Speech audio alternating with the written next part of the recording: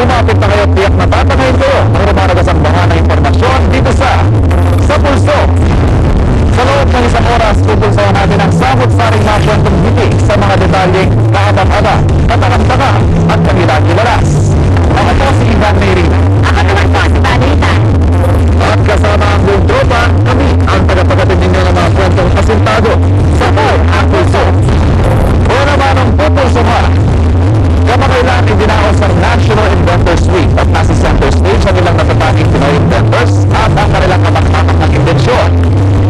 Ano kaya mga yun? High-tech robotics naman ang showcase ng estudyante mula sa Mapua na si Michael Poblete.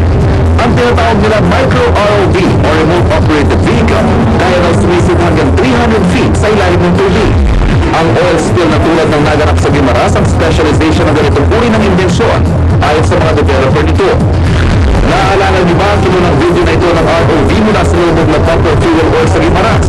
Imported pa yun from Japan at pagkakahalaga ng 20 milyong piso.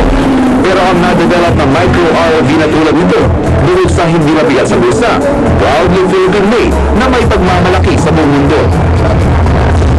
Karamihan po sa mga remotely operated vehicle na ating po nirerentahan mula sa ibalang dagat. Napaka-gastos po ang pagrenta nito. Dito po sa ROV nito, dahil po sa kanyang sobrang kaliitan, talaga po ginawa po namin siyang miniaturize at ginawa po namin madaling i-operate kahit mula isang tao. Mas ganong aktual na litrato ito na puha sa ilalim ng dagat ng tunay micro-ROV. Hanap sa galing, di ba?